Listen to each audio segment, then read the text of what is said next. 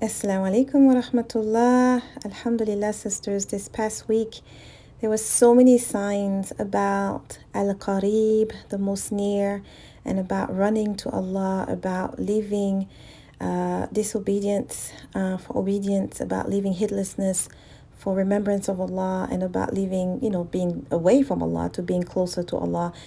Many, many, many classes I took and taught were around this. Enjoy. Assalamu alaikum wa rahmatullah. Today is Ramadan day 4, and I love this. We are in Morocco. It feels like a Ramadan scene, a seerah scene. The quote says, "Be the friend you wish you had. Be the friend you wish you had." Yes, I use that when I coach sisters, and I tell them about the girlfriend approach, and I said, okay, if you saying this to yourself, you're being so hard on yourself, if your best friend came and talked to you and you were telling your best friend what happened, how would your best friend react, or how would you have reacted towards your best friend? And use the same reaction towards yourself. So it's a really good advice, actually. Assalamu alaikum wa rahmatullah. Today is May 1st. It is also Ramadan 8. So 7 days have gone, and may Allah truly accept from us. It says, you become what you believe. I agree. Continuous improvement is better than delayed perfection is the quote. And I agree with that one too. And we're in the USA. It's a beautiful picture, beautiful scenery, mashallah. But yeah, definitely working on beliefs and thoughts is huge. Especially now when you have some people who are really having it hard with anxiety and fear of the unknown. A lot of us are in situations where we just don't know what's going to happen, but we know that Allah is in control, and that's what we have to rely on and trust in. And may Allah strengthen our good thoughts of Him and our du'as. All right, I'm about to work on the names of Allah, our last session tomorrow, inshallah, or last name. I think the next session will be like a review, but the last name we're doing this quarter, inshallah. And it's a beautiful name that's related to Ramadan. So definitely you will find out, inshallah, when the vlog comes out. Bi'idhnillah. Assalamu alaikum. أعوذ بالله من الشيطان الرجيم وإذا سألك عبادي عني فإني قريب أجيب دعوة الداع إذا دعان فليستجيبوا لي وليؤمنوا بي لعلهم يرشدون. Et quand mes serviteurs t'interrogent sur moi, alors je suis tout proche. Je réponds à l'appel de celui qui me prie quand il me prie, qu'il réponde à mon appel, et qu'il croit en moi, afin qu'il soit bien guidé. So this ayah was a hint to the name that we did. We did Al-Qarib. Beautiful name. Here are a few samples from the class. He heard you, he's aware of you, he knows your situation, he knows everything about you, and he is very near to you, and he responds. And Allah show you your dua. Yes. SubhanAllah, sisters, it's the most powerful experience you would ever experience. Actually, and so it reminds you that he's very near. Yes. Because we can forget that, but when he answers your dua, it's like whenever I make a dua, I see it. I see it. So that motivates me to just cling onto Allah. You know, I told my husband, I said, I need Allah. It's Qareeb. Yes, when you do not see your dua being answered, then you know that there's a reason, because he's Qareeb. He knows my situation. So if I don't see it being answered right away, it means that either he used it to save me from a calamity, or he's reserving it for me in the akhirah, for my Jannah, or he's going to respond at the time that he knows is the best time for me.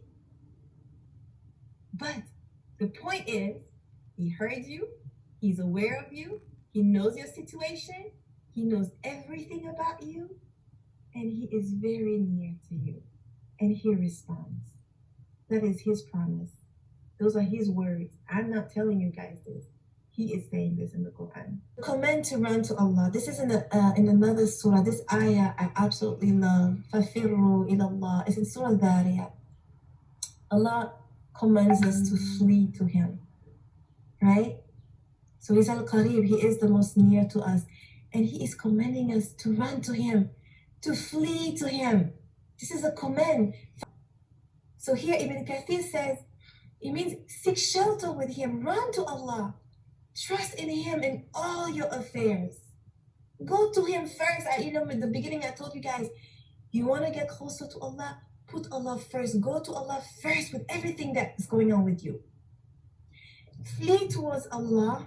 Run away from danger towards a refuge. Fafirru ilallah.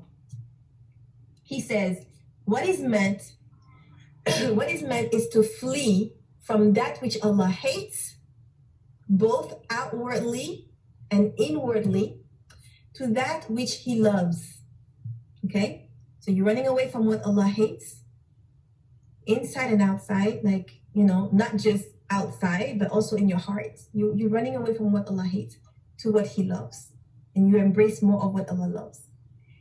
You run away from ignorance to knowledge, right? So that's what you guys are doing. You're taking classes about the deen. You're taking classes about the names of Allah. You are trying to learn who Allah is. You are trying to learn about the book of Allah. You're trying to learn your deen. So you're running away from ignorance of this beautiful deen to knowledge of your Lord and of this deen. Fafirru ilallah also means that you're running away from disbelief, from kufr to iman. And it goes together, right?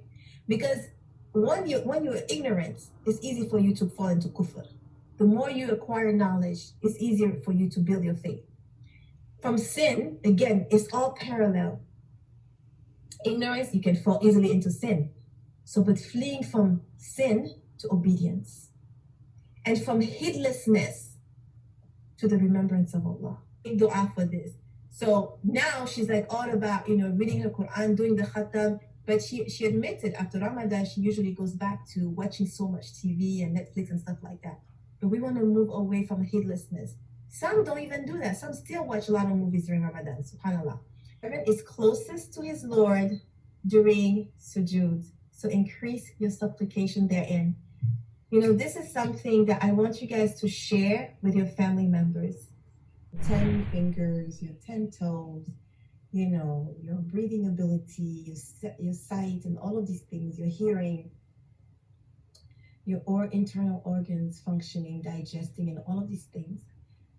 I said, you were born with that. You did not request any of that. You did not ask for any of that. Allah automatically fashioned you and blessed you with everything that you have. You came into this world already indebted. I used to say that, but this hadith is making me think about this statement in an even broader, in a broader light.